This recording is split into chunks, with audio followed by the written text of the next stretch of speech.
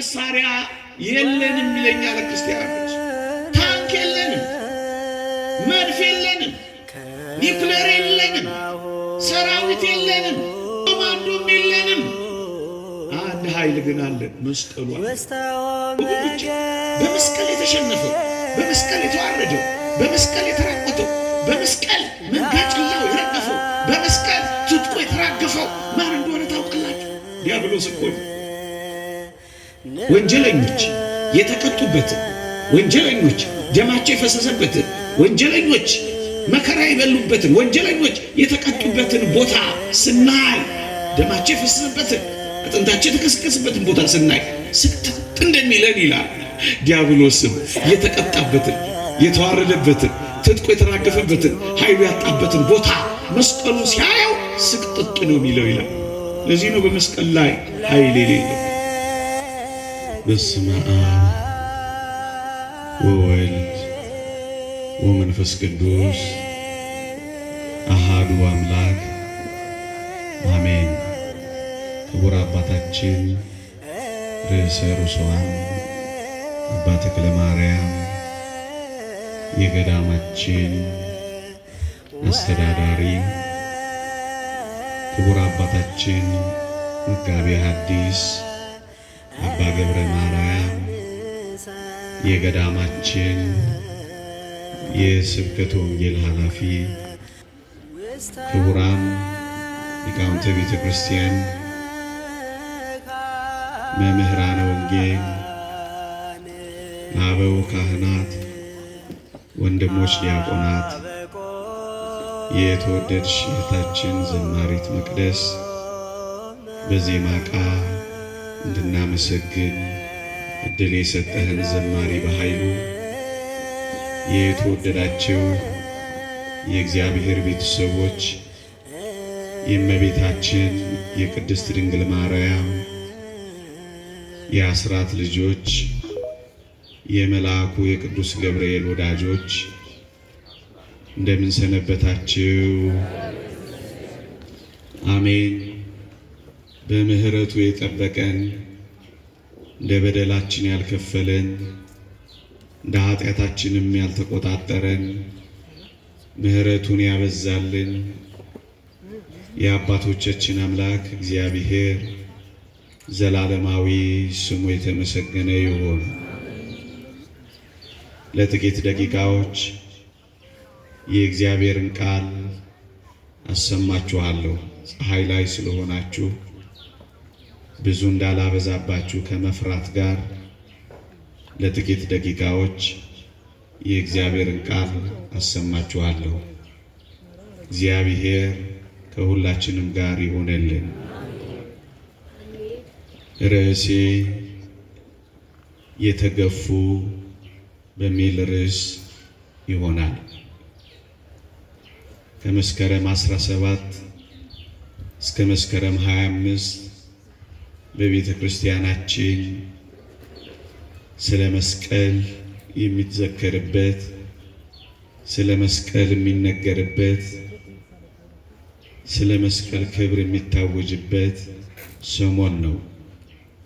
እኔም ይህን ምክንያት በማድረግ ነው ይህንን ርዕስ ለዚህ ማለዳ የመረጥኩት። መስቀል ክርስቶስ የተሰቀለበት መስቀል ዕፀ መስቀል ነው። መስቀል የክርስቶስ ሕማማት ነው። መስቀል የክርስቲያኖችም መከራ ነው። መስቀል በመጽሐፍ ቅዱስ ላይ በተለይ በእነዚህ 3 ነጥቦች ላይ አተኩሮ ስለ መስቀል ይነገራል።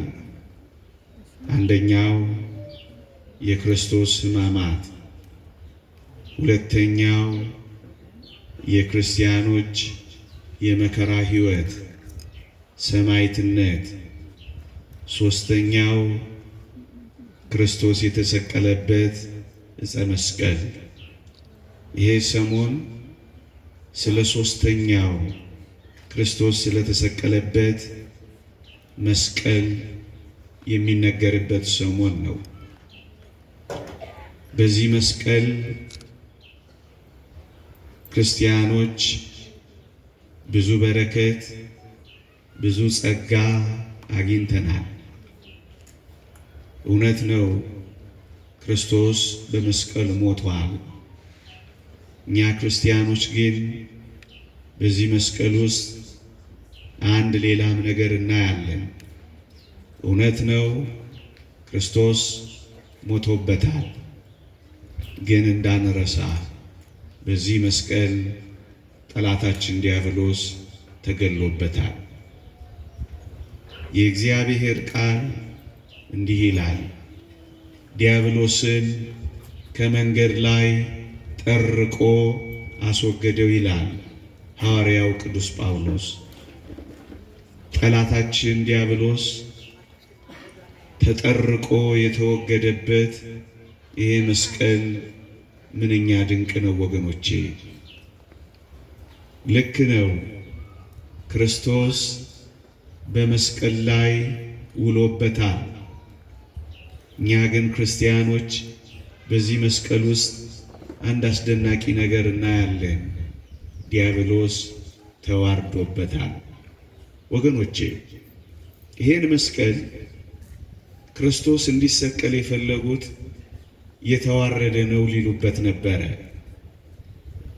ሊያሳፍሩት ነበር በዚህ መስቀል የሰቀሉት። ምክንያቱም መስቀል በጥንቱ ዘመን የማፈሪያ፣ የመዋረጃ፣ የእርግማን ምልክት ሆኖ ነበር የከረመው እና ይህን መስቀል ክርስቶስንም ሲሰቅሉበት እንደዚህ ያለ ማድረግ አስበው ነበረ ለማሳፈር። እንደዚህ ያለ ማድረግ አስበው ነበር ለማዋረድ። እንደዚህ ያለ ማድረግ አስበው ነበር የተረገመ ነው ለማለት። እኛ ክርስቲያኖች ግን በዚህ አስደናቂ የእግዚአብሔር ሥራ ምን እንረዳለን ካላችሁኝ፣ ለማሳፈር ያደረጉትን እግዚአብሔር ለማክበር እንዳደረገው እናውቃለን። እናዋርዳለን ባሉበት በዚህ መስቀል ክርስቶስ እንደከበረበት፣ እኛ ክርስቲያኖች እንደከበርንበት እናውቃለን። የተወደዳችሁ ክርስቲያኖች፣ ለዚህ ነው እኛ በመስቀሉ የማናፍረው። ቅድም አባታችን ሲጠቅሱ እንደነበሩት የክርስትናን ምስጢር የማይረዱ ሰዎች ይሄ መስቀል፣ ይሄ የክርስቶስ አሟሟት በጣም ሞኝነት ይመስላቸዋል። እንዴት ነው እናንተ የሞተ የምታምኑት እስከ ማለት ይደርሳል። እነሱ ሞተ ላይ ብቻ ነው የሚያበቁት፣ እኛ ግን ከዛ ከፍ እንላለን። ለዚህ ነው መስቀሉን ጉልላት አድርገን የሰቀልነው። ለኛ ማፈሪያችን አይደለም የሆነው፣ መክበሪያችን የሆነው።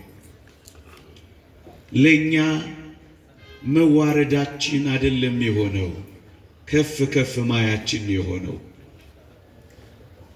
ለዚህ ነው የምንኮራበት።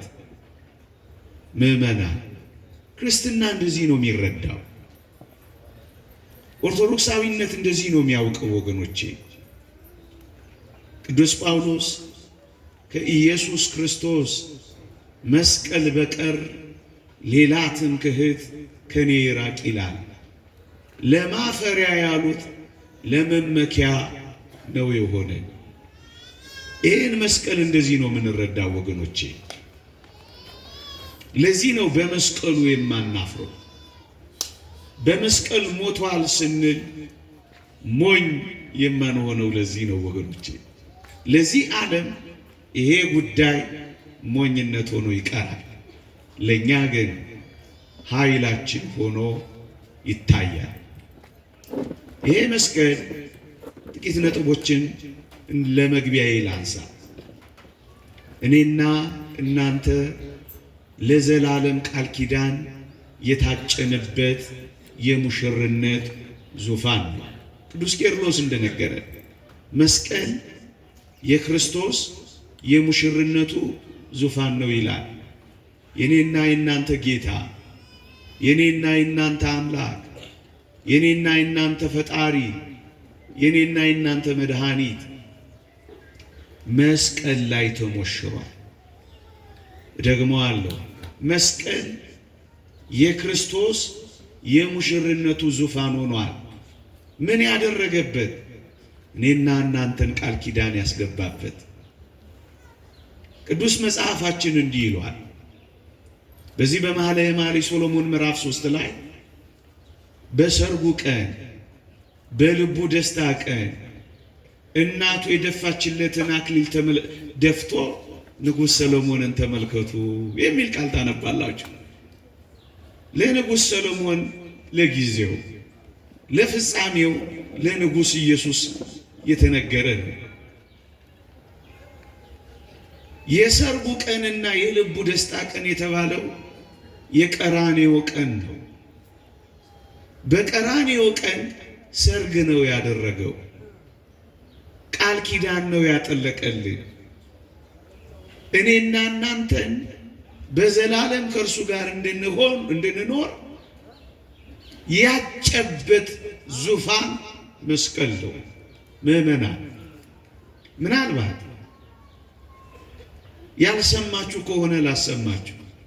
እኔና እናንተ ሰርግ አለ በሰማይ። ለዚያ ሰርግ ያጨን ግን መስቀል ላይ ነው ወገኖቼ። በመከራ ነው ያጭ። መጽሐፍ ቅዱስ እንዲህ ይላል፣ እናንተን እንደ አንዲት ንጽሕት ድንግል ለአንድ ወንድ ለክርስቶስ ላቀርብ አጭቻችኋለሁ ይላል። ታጭተናል። ሰርግ አለብን። የእግዚአብሔር ቃል እንዲህ ይላል፣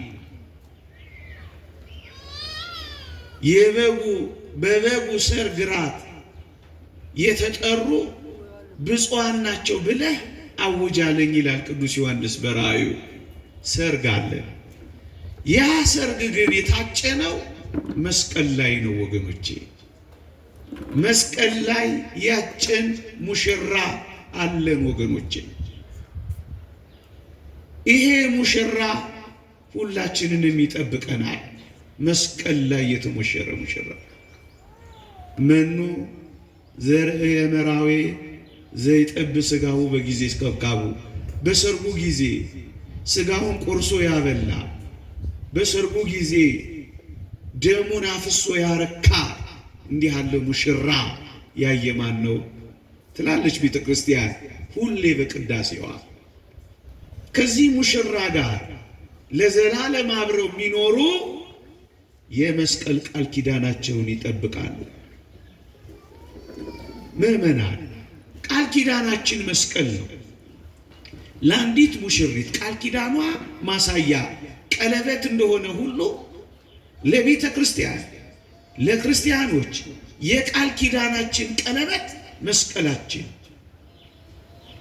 በመስቀላዊ ሕይወት የሚኖሩ መስቀላቸውን መከራቸውን በጽናት የሚሸከሙ በትዕግስት የሚያልፉ የመስቀል ተከታዮች የሚሆኑ በመስቀሉ በፍቅሩ በመስቀሉ በይቅርታው በመስቀሉ ጸጋው የሚኖሩ ሁሉ ቃል ኪዳናቸውን የሚጠብቁ ምዕመናን ናቸው። አብረው ከክርስቶስ ጋር በዘላለም ደስታ በዚያ ሰርግ አብረው ይቀመጣሉ። መስቀል የሙሽርነታችን ቃል ኪዳን። ምዕመናን፣ ይሄን ቃል ኪዳናችንን እየጠበቅን ነው። በዚህ የመስቀል ቃል ኪዳን ነው የምንኖረው። እንዴ አንዲት እጮኛ የታጨች ሴት እኮ ከእጮኛዋ በቀር እኮ ወዲህ ወዲህ አትልም አይደል እንዴ? ምዕመናን፣ ወዲህ ወዲህ እያላችሁ ይሆን ቃል ኪዳናችሁን እየተዋችሁ ቃል ኪዳናችሁን ትታችሁ ከሙሽራችሁ ርቃችሁ ሙሽራችሁን ጀርባ ሰጥታችሁ ይሆን? ወገኖቼ፣ መስቀል ቃል ኪዳናችን ነው። ለዚህ ነው ጉልላታችን ላይ የምታዩት ቃል ኪዳናችን ነው። ለዚህ ነው አንገታችን ላይ የምታዩት ቃል ኪዳናችን ነው። ለዚህ ነው የምትነቀሱት ቃል ኪዳናችን ነው። ለዚህ ነው ልብሳችን ላይ የምንጠልፈው ቃል ኪዳናችን ነው። መስቀል ቃል ኪዳን ነው የቤተ ክርስቲያን። እንደውም ቤተ ክርስቲያን ያለችው መስቀል ላይ ነው። አንድ ሊቅ ምን ይላል?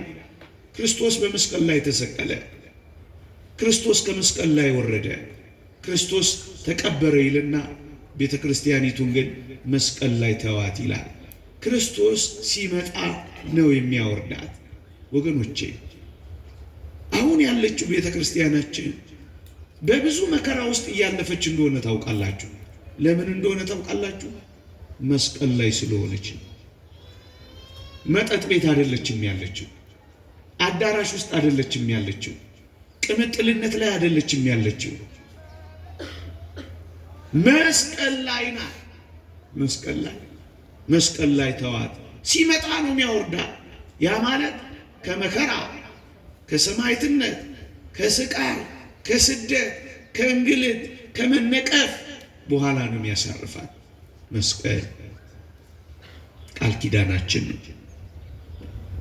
የተወደዳችሁ ክርስቲያኖች ክርስቶስ ሊቀ ካህናት ሆኖ ሲመጣ የት ላይ እንዳገለገለ ታውቃላችሁ? 3 ነገር ሆኖ መጥቷል ክርስቶስ። አንደኛ መስዋዕት በግ ሆኖ መጥቷል። ነዋ በግኡ ዘእግዚአብሔር ዘያትት ወያሴስል ኃጢአት አለ። የዓለምን የሚያስተሰርይ ኃጢአት የሚያስተሰርይ የእግዚአብሔር በግ የተባለ ክርስቶስ መስዋዕት ሆኖ መጥቷል። ሁለተኛ መስዋዕቱንም የሚሰዋው ሊቀ ካህናት ሆኖ መጥቷል።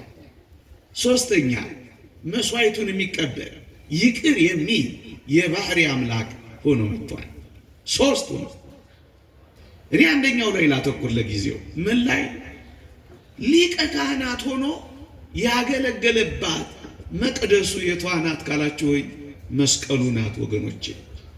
መስቀል ክርስቶስ ኃጢአታችንን ይቅር ሊታረቀን ሊያስታርቀን ያገለገለባት የገባባት መቅደሱ መስቀል ናት ወገኖቼ።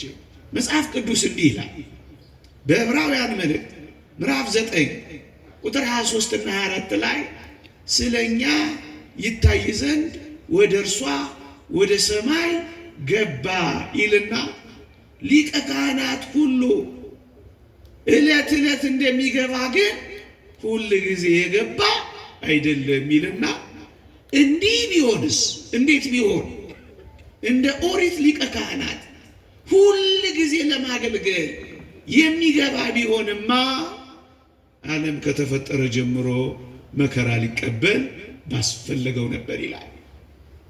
ክርስቶስ ራሱን ያቀረበባት መስቀል፣ ክርስቶስ እኛን የታረቀባት መስቀል፣ ክርስቶስ ከባህሪ አባቱ ጋር ከባህሪ ሕይወቱ ከመንፈስ ቅዱስ ጋር ያስታረቀባት፣ ደሙን ያፈሰሰባት፣ ስጋውን የቆረሰባት፣ መስዋዕት ራሱን የሰዋባት መቅደሱ መስቀል ናት።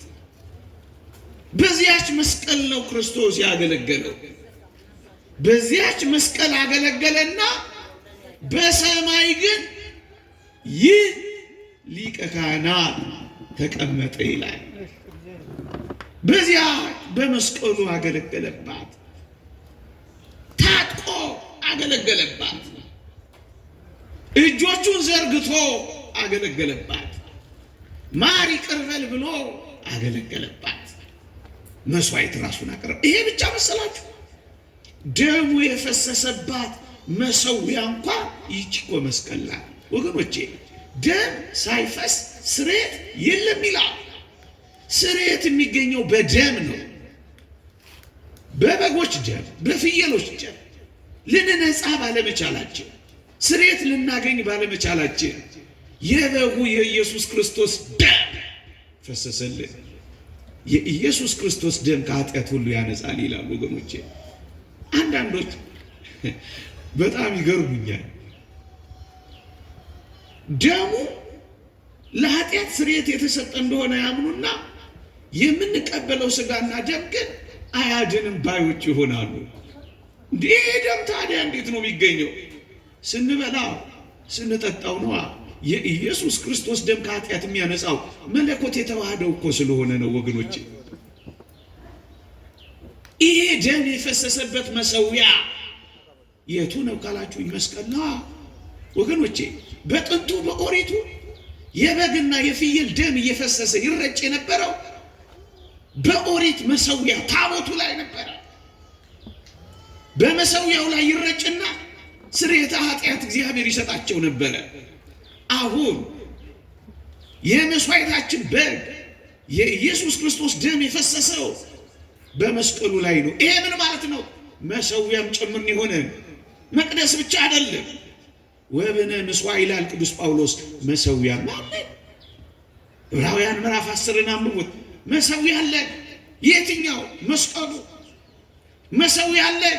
የክርስቶስ ደም የፈሰሰበት የራሱ የክርስቶስ ሰውነት መሰዊያ አለን። የትኛው? አሁን መስዋዕት የምንሰዋበት ስጋውን የምንቆርስበት ደሙን የምናፈስበት ታቦታችን መሰዊያ ማለት የቃል ኪዳን ዙፋን ደግሞስ መቅደስ ደግሞስ መሰዊያ። ሌላ ግን አንድ ደግሞ የምስራች ደግሞ እኔ ወገኖቼ ዲያብሎስ የተሸነፈበት የድል ኃይል መገለጫችን እኮ መስቀላችን ነው። መጽሐፍ ቅዱስ እንዲህ ይላል፣ የመስቀሉ ቃል ለሚጠፉት ሞኝነት፣ ለምንድን ግን ለእኛ የእግዚአብሔር ኃይል ነው ይላል። ወገኖቼ በመስቀል የተሸነፈው፣ በመስቀል የተዋረደው፣ በመስቀል የተራቆተው፣ በመስቀል መንጋጭላው የረገፈው፣ በመስቀል ትጥቁ የተራገፈው ማን እንደሆነ ታውቃላችሁ? ዲያብሎስ እኮ ነው። ለዚህ ነው አባ ጊዮርጊስ ዘጋስጫ የመስቀል ማማተብ ሰይጣንን ያስመርረዋል ይላል። ምዕመናን እግዚአብሔር ለጣዖቶቻችን ሰልፍን እንዳስተማረ አታውቁ? ክርስቲያኖች ሲያማትቡ ዲያብሎስን ኃይል ያሳጡታል። ይህ እግዚአብሔር ቃል ነው። የእግዚአብሔር ኃይል የእግዚአብሔር ቃል ነው የሚናገረው።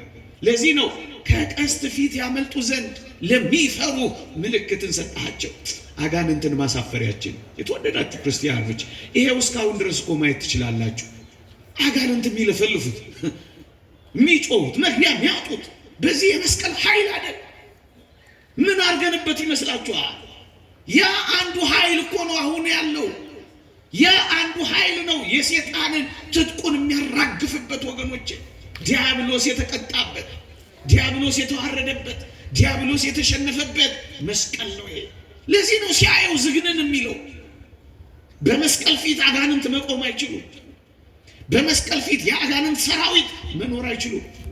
ለዚህ ነው የመስቀል ጠላቶች በዚህ ዘመን መስቀልን ሲነቅፉ የሚኖሩት። ወገኖቼ የመስቀል ጠላቶች ሁል ጊዜ ከመስቀል በተቃራኒ የሚቆሙት ለዚህ ነው። መስቀላችንን ዞር እንድናደርግላቸው ይፈልጋሉ። መስቀላችንን እንዳናከብርላቸው ይፈልጋሉ። መስቀል እንዲናቅና እንዲጥላላ ይፈልጋሉ። የእግዚአብሔርን የማዳን ምልክቶች ሁሉ ይንቃል ያለ ቅዱስ ዮሐንስ አፈወርቅ በአንድ ጽሑፉ ላይ ምን ይላል?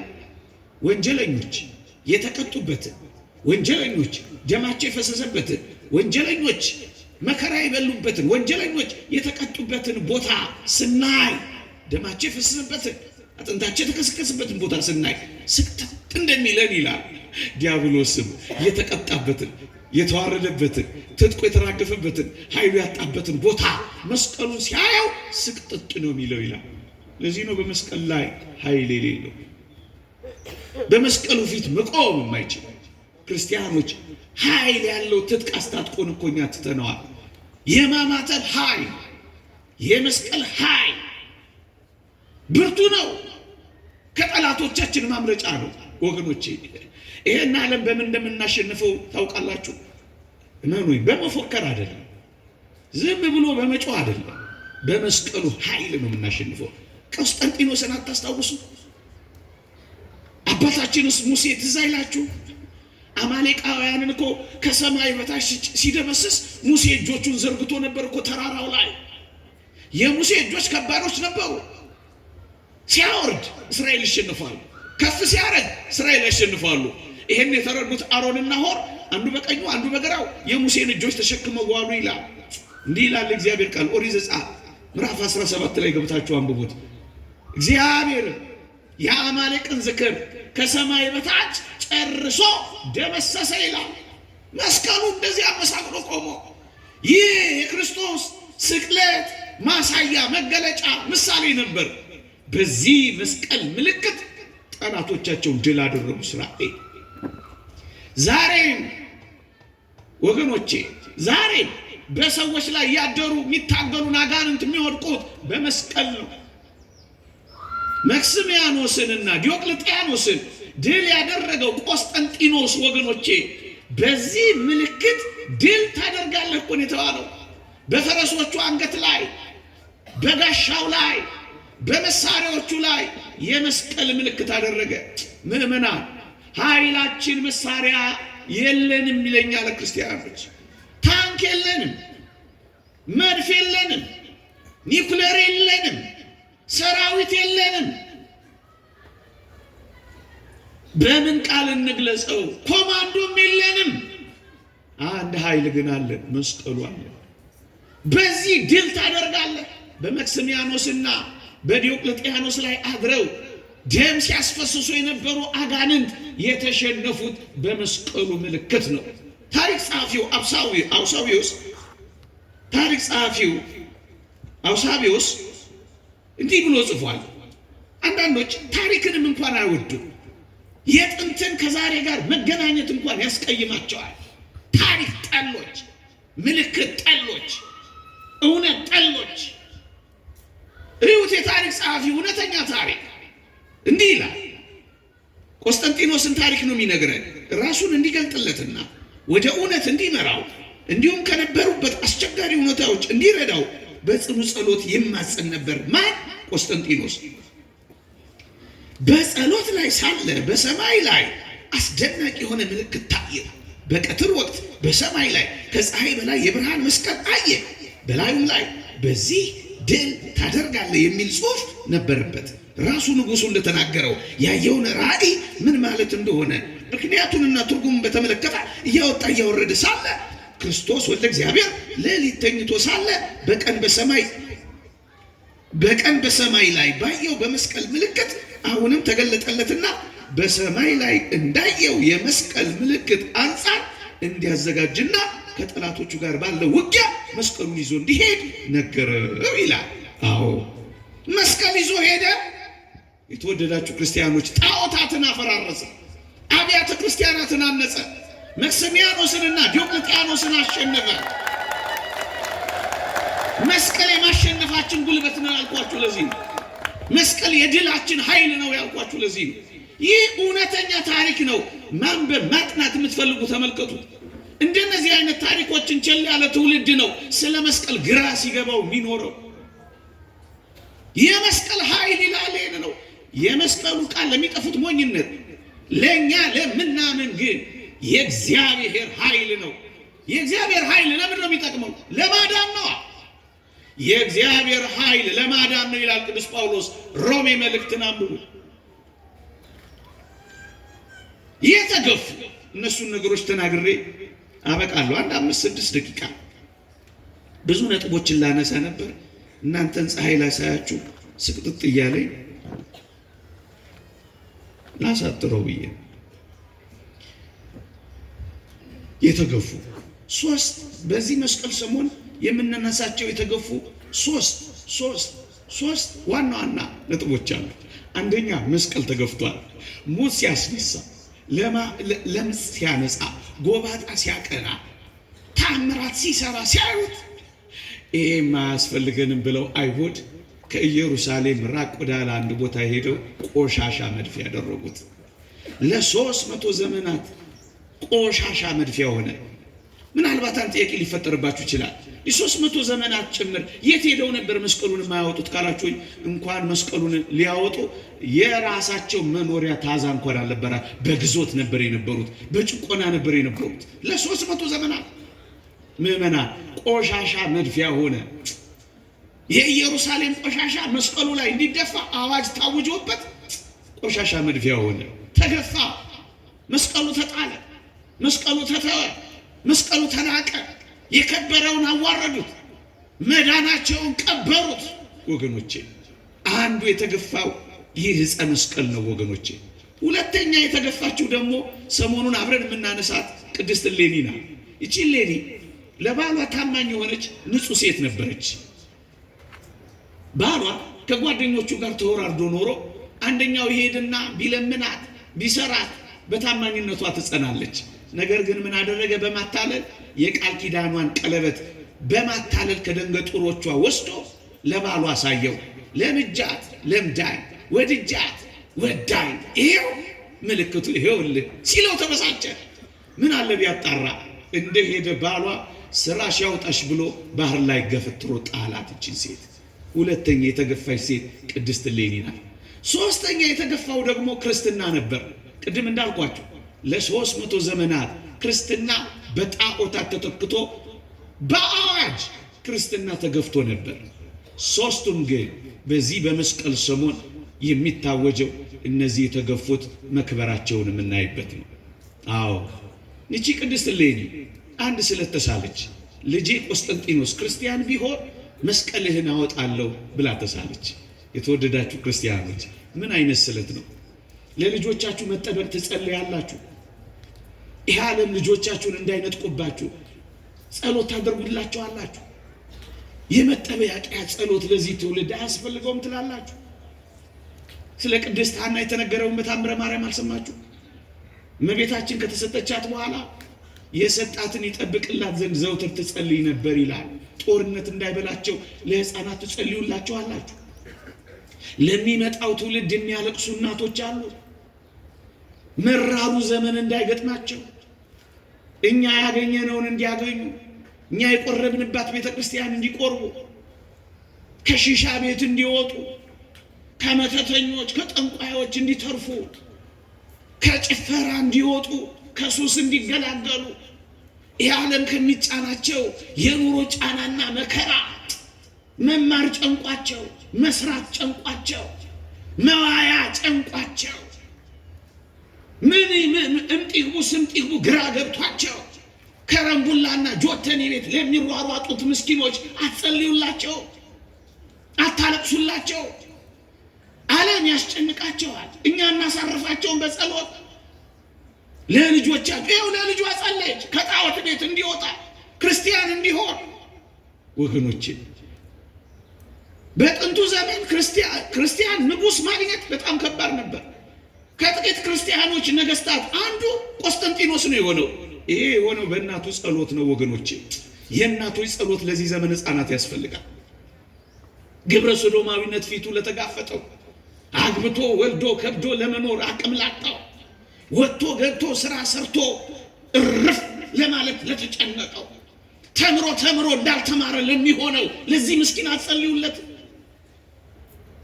ይልቅ አታለቅሱለት። የመጠበቂያ ጸሎት ከአጋንንት ጋር አትታገሉለት፣ ሱባኤ አትይዙለት። ይሄ ትውልድ ያስፈልገዋል። ሌላ በምን ይጠበቅሽ? የምታወርሱት ሀብት የለም። ክርስትናን አታወርሱትም። አብዛኛው ኢትዮጵያዊ ምስኪንና ደሃ ነው። እግዚአብሔርን አትሰጠው። ሌላ ምን ልትሰጠው ትፈልጋለህ? ምን ትሰጠዋል? ምንም። በጣም ይገርማችኋል። የእሷ ጸሎት ቅድም ያነበብኩላችሁን ታሪክ ወለደ። ምን የሚል በዚህ ድል ታደርጋለህ ብሎ ኢየሱስ ክርስቶስ ገለጠለት፣ አሳወቀው። አያችሁ፣ ይህቺ ሴት፣ ይህቺ አስደናቂ ሴት ባሏ ገፍትሯታል፣ ባሏ ጥሏታል። ባሏ ስራሽ ያውጣሽ ብሎ ባህር ላይ ነው የወረወራት። ማጠቀም አድርጋ የተገፈተረች ሴት ነበረች። ይህቺ ሴት እኮ ናት ዛሬ አስደናቂ የሆነችው። ይሄው የባሏን ታሪክ አናነሳም፣ እሷን ግን እናነሳለን። ይህቺ ሴት እኔ ለእግዚአብሔርና ለባሌ ስታመን እግዚአብሔር ለእኔ መታመን እንዴት ያቅተዋል ብላ እግዚአብሔርን ወደ አለማመን አልሄደችም። በታማኝነት ነው የቀጠለችው። ሰው ሊከዳችሁ ይችላል። ያመናችሁት ሊንሸራተትባችሁ ይችላል። የቆማችሁበት ሊሰበር ይችላል። ይህኔ ያላችሁት ሰው ሊጥላችሁ፣ ሊከዳችሁ፣ ሊገፋችሁ ይችላል። ግን ክርስቲያኖች፣ ክርስቲያናዊ ሕይወት እንደዚህ እንደሆነ ታውቃላችሁ። መታመን። ዓለም ሁሉ ባይታመን እንኳን ክርስቲያኖች ይታመናሉ። ባሏ እንዳልታመነች ቆጠራት፣ እሷ ግን የታመነች ነበረች። ንጽሕናዋን መታመኗን የሚያውቅ አምላክ አለላታ። እግዚአብሔርን አልተወችውም። ባሏ ትቷታል። ባሏ ስለተዋት ፈንታ አንተ እግዚአብሔር ብትኖርማ ኖሮ ስታመን አንተ የት ነበርክ እያለች እግዚአብሔርን ለማማት እድል አልሰጠችም። በክርስትናዋ ቀጠለች። ስንቶች እንዲህ ካደረገኝማ የት አለ እግዚአብሔር ብለው እግዚአብሔርንም ጭምር ክደዋል። ባል ሲክዳቸው እግዚአብሔርን የካዱ ስንት ናቸው? ባል ሲክዳቸው ሃይማኖት የቀየሩ ስንት ናቸው? ሚስት ሲክዳቸው ሱሰኛ የሆኑ ስንት ናቸው? ጠንቋይ ቤት የተገኙ እናቶች ስንት ናቸው? ሚስቶች ባላቸውን አንዳች ነገር ለማድረግ ጠንቋይ ቤት ለጠንቋይ ቤት የሚርመሰመሱ ሚስቶች ስንት ናቸው? ሚስት ለመያዝ ብለው ደጋሚ የሚፈልጉ ባሎች ስንት ናቸው? እሷ እንደዚህ አይነት ስራ የላትም። ከክርስቶስ መስቀል በቀር ሌላ ማረፊያ የላትም። ባጣችው ነገር እየተቆጨች ህልሟን አላበላሸችም። የብዙ ሰዎች ህልም በአንድ ነገር ብቻ ተበላሽቷል። ብዙ ህልም እያለ አንድ ህልም ዓለማቸውን ቀጥቶታል።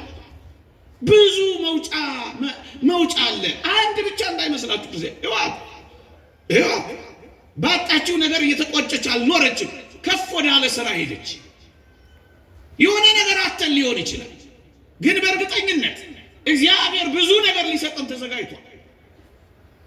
የትላንት ህይወቷ ነገዋን አላበላሸውም ነው ብላችሁ እቺ የተጣለች ሴት፣ እቺ የተተወች ሴት፣ እቺ የተገፋች ሴት ትላንቷ ነገዋን፣ ትላንቷ ዛሬዋን አላበላሻት። ለምንድን ነው የትላንት ህይወት ነገህንም ዛሬህንም የሚያጨልምብህ አንተ ክርስቲያን? ለምን ሱሰኛ ትሆናለህ? ለምን ሰው ሁሉ ትጠላለህ? ለምን ሴት ሁሉ ትጠላለህ? እቺ ሴት እኮ ወንድን ሁሉ እኮ አልጠላችም፣ ደግሞም ለበቀል እኮ አልተነሳችም። ስትከዳ አዲስ ጸባይ አላመጣችም። ዓለም አልተደበላለቀባትም፣ አላበደች። ሆስፒታሎች ስንቱን ሰው ያዙት እኮ አንድ ነገር ሲበላሽባቸው ህይወታቸውን ሁሉ አጨለመባቸው። እንደዚህ አይደለም። እዋትችን ክርስቲያናዊት ሴት እንደውም በረታች፣ እንደውም ጸናች፣ እንደውም ምን አደረገች? አስደናቂውን የክርስቶስ መስቀል እስከ ማውጣት ድረስ ደረሰች። ወገኖቼ አጠቅሚም የተባለችው ሴት እንዴት ጠቃሚና ሸብራቂ ሆነች እንደፈጸመች እዋት። ዛሬ ላጠቅሙ ትችላላችሁ። ፍጻሜያችሁ ግን የማትጠቅሙ ሆናችሁ እንደማትጨርሱ ግን በእርግጠኝነት ራሳችሁን መንገር አለባችሁ። ጠቃሚ ሆናችሁ መጨረስ ትችላላችሁ። እቺ ሴት ይሄንን አስደናቂ ነገር ነው የምትነግረን ወገኖቼ። ስትከዳ አልካደችም፣ እግዚአብሔርን ወደ በቀል አልሄደችም፣ አዲስ ጸባይ አላመጣችም፣ ዓለሙ አልተደባለቀባት። ለምን ነው የሚደባለቅብን? ህይወት ብዙ ዘርፍ፣ ይልቁንም ደግሞ እግዚአብሔር አለላት ከሁሉ በላይ። ይሄ እንዴት ይደንቃል! ይሄ ህይወት ስትገፋ መስቀሉን ወደ መመርኮዝ መጣች። ኑና አልቅሱ። ስትካዱ በማይክድ በሚታመን በእግዚአብሔር እቅፍ ኑና እረፉ ምዕመናን። እቺ የተገፋች ሴት እንዴት እንደከበረች ተመልከቱ። ይሄው እኛ እንኳን ታሪኳን እናነሳለን። መስቀል በተነሳ ቁጥር ትነሳለች። በ79 ዓመቷ እግዚአብሔር ያሳያችሁ። በ80 ዓመቷን ያረፈችው በ328 ዓመተ ምህረት በ79 ዓመቷ ባለቀ ዘመኗ ነው ታሪክ የሰራችው። ለክርስቲያን ያለቀ ቀን፣ ያለቀ ዘመን፣ ያለቀ የባከነ እድሜ የለም። ሁሉም ሰዓት የክርስቲያን የሥራ ጊዜ ነው። አልሸመገልክም፣ አላረጀህም። ክርስቲያን ለመሆን ጽድቅ ለመስራት አረፈደባትም። እሱ እንደባከነ እንዳትቆጥሩት። አንዲት ደቂቃ ለእግዚአብሔር ትበቃዋለች። የአባቶቻችን ጸሎት እንኳን አትሰሙ። የነዛ በረሃውያን ጸሎት ጌታ ኢየሱስ ክርስቶስ ሆይ እኔን ኃጢአተኛውን ማረኝ ለማለት አንድ ደቂቃ እንኳን አይሞላም። በቃ እግዚአብሔር እንደዚህ ነው። ታሪኳን ባለቀ ሰዓት፣ በባከነ ሰዓት እግዚአብሔር ቀየረው። የተወደዳችሁ ክርስቲያኖች እንደ ዮሴፍ ተረስታችሁ ሊሆን ይችላል። እንደ መስቀሉ ተጥላችሁ ሊሆን ይችላል። እንደ ጳውሎስ ተጠርጥራችሁ ሊሆን ይችላል። እንደ እሌኒ ተወርውራችሁ ሊሆን ይችላል። እንደ ዳዊት ተሰዳችሁ ሊሆን ይችላል። ግን መጥቀማችሁ ግን አይቀርም። እነዚህ የጠሯቸው በሙሉ መገፋት የደረሰባቸው ግን በመጨረሻ የተጠቀሙ ናቸው። እግዚአብሔር ካንተ ጋር ከኖረ ትጠቅማለህ። ማንም አይኑ እግዚአብሔር ካንተ ጋር ከሆነ ጠቃሚ አድርገህ ትቀየራለህ። ይቺ ሴት እንደዚህ ነው የሆነችው። በባከነ ባለቀ ሰዓት፣ ባረጀ ሰዓት መስቀሉን አገኘች። በዓመቱ አረፈች። መስቀሉን አግኝተን እንረፍ። ስምዖን አረጋዊን አታስታውሱትም? በዚያ ሁሉ ዘመን አርጅቶ ጃጅቶ ቃል ኪዳን የገባውልህን ሳታይ አትሞትም ተብሎ ክርስቶስ ወደ ቤተ መቅደስ ሲሄድ ስርዓተ ግዝረት በኦሪት የነበረው ለሱ ባይገባው ባያስፈልገው ለመፈጸም ሲሄድ ክርስቶስን አገኘው፣ ታቀፈው። ከዛ ምን አለ? ዓይኖቼ ለዓለም ሁሉ ያዘጋጀውን ማዳንህን አይተዋልና ባሪያህን በሰላም አሰናብተኛል። ልሙት፣ በቃ ከቆረብኩ ምን አደርጋለሁ? ልሙት። ንስሐ ከገባው የእግዚአብሔር ከሆን በጽድቅ ሕይወት ከተመላለስኩ አንተን ካቀፍ ዓይኖቼ ከአንተ ጋር ከተሆኑ አንተን ካየው ዓለምን አለኝ። እዚህ ከመጣችሁ ሌላ ቦታ አትሂዱ፣ ግድ የላችሁ። ይሄን ዋስትና እንገባላችኋል። አትሂዱ፣ ጠዋትኛ ጋር ማታኛ ሌላ ጋር አትሂዱ፣ አትንከራቱ። ምንም መፍትሄ አታገኙ። ምናልባት ጥቂት ጊዜ ያማረ ነገር ልታገኙ ትችላላችሁ፣ ፍጻሜያችሁ ግን አያምር። የእግዚአብሔር ቃል እንደሚለው ሰላም ባለበት ጎመን ወጥ መብላት ጸብ ካለበት ፍሪዳ ከመብላት ይሻላል ይላል ሶሎሞን። ግድ የላችሁም እዚህ ይሻላችኋል። ግድ የላችሁም እዚህ ይሻላችኋል። እቺን ሴት የተገፋችው ሴት ከበረች። መስቀሉን ለማውጣት የተገባች ሆነች። በመስቀል ተመረኮዘች። የመስቀሉ ተከታይ ሆነች። አንደኛዋ የተገፋችው እሷ ነበረች። እቺ የተገፋችው መስቀሉን አገኘች። የተወደዳችሁ ክርስቲያኖች ለ300 ዘመናት ቆሻሻ የተጣለበት መስቀል በጣም አይደንቃችሁ?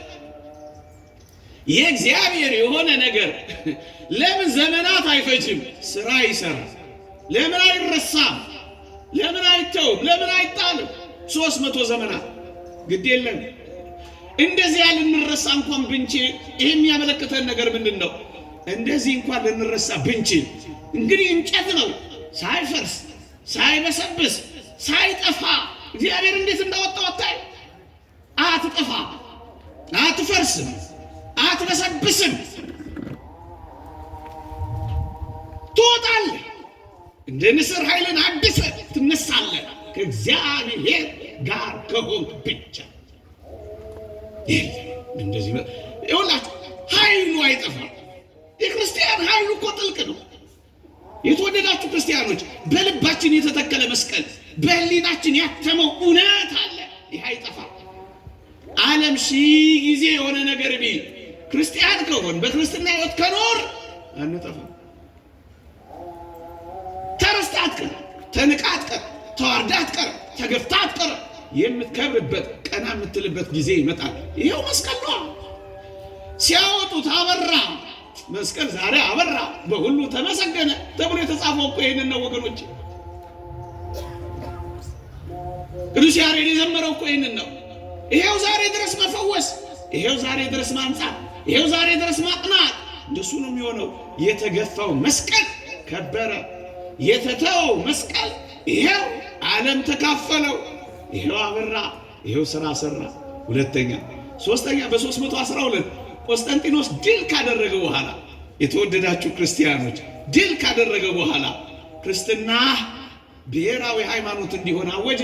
ጣዖታት እንዲዘጉ አዘዘ። የተገፋው ክርስትናም ከፍ አለ። የተገፋው ክርስትና ጣፈጠ። የተተወው ክርስትና መኖር ተጀመረ። በመንግስታት ተገፍቶ የነበረው ክርስትና የመንግስት ሃይማኖት ወደ መሆን መጣ። 312 ክርስትና መስቀል እሌኒ ተገፍተው ነበር። ተገፍተው ግን አልቀሩ፣ ከበሩ። ተጥለው ነበር፣ ተገኙ። ጠፍተው ነበር። ይሄው እንደዚህ ነው ክርስትና የሚያምነው። በክርስትና ምን ኖረው እንደዚህ ነው ወገኖቼ። አንድ ሁለት ነገሮችን ተናግሬ ያበቃል። የተወደዳችሁ ኦርቶዶክሳውያን እኛም አሁን ጥቂት እያደረግነው ያለው በጎ ያልሆነ ብዙ አይደለም፣ ጥቂት። በተለይ እናንተን አይመለከትም። ምናልባት ቀረብ ያላሉትን ሊሆን ይችላል። እናንተን ጨክኜ ስናገር እናንተን ማለቴ እንዳልሆነ ተረዱኝ ወገኖቼ። እኛ ልብ ውስጥ ያለውስ መስቀል የተገኘ መስቀል አለ? የጠፋ መስቀል የለም። እውነት ይሄስ የጠፋ መስቀል በዚች አስደናቂ የተገፋች ሴት ተገኝቷል። እኔና እናንተ ውስጥ አቧራ የጠጣ መስቀል የለም። የተደፋበት መስቀል የለም። ዝሙት የደፋንበት መስቀል የለም። የለም። በእኔና በእናንተ ልብ ውስጥ የተተከለው መስቀል አለ። ምንም ቆሻሻ አልደፈነው፣ ምንም ጥራጊ አልተጣለበትም፣ ምንም ጉድፍ አልወደቀበትም። ምን አይሁድን ብቻ እንወቅሳለን እንዲህ በዚህ ዘመንስ ያለ እውነት አሁን የእግዚአብሔር ፍቅር አለ በልባችን ተቀጣጥሏል። የእግዚአብሔር የፍቅር ሙቀት አለ። መስቀልን መፈለግ ማለት እኮ ፍቅርን መፈለግ ነው። ፍቅርን በጸብ ያጠፋት ሰው መስቀሉ ላይ ደፍቷል አቧራ። ይህን የእግዚአብሔርን ማደሪያ ዙፋን መስቀል የሆነውን ሰውነት በዝሙት የሚያረክስ እመኑኝ አሁንም ቆሻሻ እየደፋንበት እንዳይሆን ያሰጋል። ግድ የላችሁ ቆሻሻ ከመድፋት እንተው። አይሁድን ከመውቀስ መለስ እንበል። የኛ ቆሻሻ እስኪ ጋብ ይበል። የዝሙት ቆሻሻ፣ የጸብ ቆሻሻ፣ የስርቆት ቆሻሻ፣ የዘረኝነት ቆሻሻ እሱ አሁንም የክርስቶስን መስቀል የደፈነው ይመስላል ወገኖቼ። መስቀልን ፍለጋ መቼ ነው የምንወጣው ታዲያ? ምዕመና መስቀል ፍቅር ነው። ጸብ ተኳርፋችሁ ይሆን? ቂም በቀል ይዛችሁ ይሆን? እንደው እዚህ እግዚአብሔር መድረክ ፊት ቆማችሁ የተኳረፋችሁ ፍርድ ቤት የምትንጓጓቱበት ጥርስ የተናከሳችሁበት ቀን የተቃጠራችሁበት የተጣላችሁበት ነገር ቢኖር እመኑኝ መስቀሉ ላይ ቆሻሻ እየደፋ ነው። መስቀሉ ፍቅር ነው። ጸብ ለክርስቲያኖች አይሰራማ። ይህኛስ ቆሻሻ ያልኳችሁ እኮ እሱን ነው። ነጣቂዎች ከሆን እኮ ቆሻሻ እየደፋንበት ነው። በየዋህነት የተተከለውን የእግዚአብሔርን ቃል በልባችን ያለውንም የመስቀል ፍቅር ቆሻሻ እንዳንደፋበት ምዕመናን እንዲህ ይላል የእግዚአብሔር ቃል። አንዴ ካዱትን በኋላም እነሱን በንስሐ ማደስ የማይቻለው ይልና ለራሳቸው የእግዚአብሔርን ቃል ይሰቅሉታል ያወርዱታል ይላል። የኛስ ጅራፍ፣ የኛስ ቆሻሻ፣ የኛስ ምራቅ። ሰሞኑን አንዲት እህት እንደዛ ስታረግ አይተናል። ምዕመናን ይሁን እነሱስ ከሃዲያን ናቸው ወገኖች፣ የእነሱስ ቆሻሻ እሺ፣ የኛስ ምራቅ በበደልና በኃጢአት፣ የኛስ ምራቅ በርኩሰትና በሌላ ደስ በማያሰኙ ነገሮች። አያችሁ፣ እኛም ቆሻሻ ከመድፋት እንቆጠባው። ይልቅ ፍቅርን እንፈልግ፣ ይልቅ ይቅርታን እንፈልግ፣ ይልቅ መስጠትን እንፈልግ፣ ይልቅ አብረን መኖርን፣ መተቃቀፍን፣ መተጋገዝን እንፈልግ። መስቀሉ ማለት ይሄ ነው። አሁን በዚህ ዘመን መስቀሉማ ተገኝቷል። አሁን ያልተገኘው የጠፋው መስቀል የኔና የናንተ የህይወት መስቀል። እሱ ፍቅር ነው። እሱ ይቅርታ ነው። እሱ ርህራሄ ነው። አሁን የጭካኔ ወገኖቼ፣ የጭካኔ ቆሻሻ በክርስቲያኖች ላይ ሲያርፍ ያለን መስቀል እኮ ነው የምናየው ወገኖቼ። አሁንም ክርስትና ይገፋል። አሁንም የክርስትና ምልክቶች ይገፋሉ። አሁንም የክርስትና ማሳያዎች መገለጥ ቤተ ክርስቲያን ጭምር ምናልባት አባራ ሊደፋባት ይችላል። ግን አንድ ነገር እናምናለን፣ የተገፉ ሁሉ ከእግዚአብሔር ጋር ከኖሩ መክበራቸው፣ መውጣታቸው፣ ማንጸባረቃቸው፣ ማሸብረቃቸው ግን አይቀርም። ግን አንድ ነገር እናድርግ። እኛም የመስቀሉ ተከታዮች ከሆን ይህንን መስቀል የምር ለመፈለግ እንውጣ። የምር እንፈልገው። እስኪ ፍቅራችንን እንፈልገው። ጸብን በይቅርታ እንደምድነው እንታረቅ። ማንንም አንጥላ። ክርስቶስ በቀኝ እጁ ቀደምት ሕዝብን በግራ እጁ አይሁድን ያቀፈበት መስቀል ነው። ሁላችንም እንተቃቀፍ። ሁላችንም በህብረት አንድ ሆነን እንኖር። አንጠላላ፣ አንቷቷ፣ አንከዳዳ፣ እንተማመን። በተለይ ይሄ በእኛ ዘመን ያለው ጸያፍ በሽታ ዘረኝነትን እንተው። ሁሉን እናፍቀር፣ ሁሉን እንውደድ፣ የሁሉ እንሁን። የሁሉ ይሄን በማድረግ ቆሻሻችንን እናስወግድ። የእግዚአብሔር ቸርነት፣ የእመቤታችን አማላጅነት፣ የቅዱሳን በረከት ረድኤት አይለየን። ፀሐይ ላይ አቆምኳችሁ፣ ብዙ ይቅር ትሉኛላችሁ አይደል? የሲኦልን እሳት ያርቅልን። በእውነት እዚህ በመቀመጣችን እንዲያው ባትሰሙ እንኳን እዚህ ታግሳችሁ መቀመጣችሁ እውነት እንዴት ልዩ ጸጋና በረከት እንዳላችሁ ባትሰሙ እንኳን። እኛም ጭክን ነገር ያለ ነገር ነገርኳችሁ መሰለኝ። ግድ የለም፣ ከሲኦል እሳት እግዚአብሔር ያድነን። አሜን።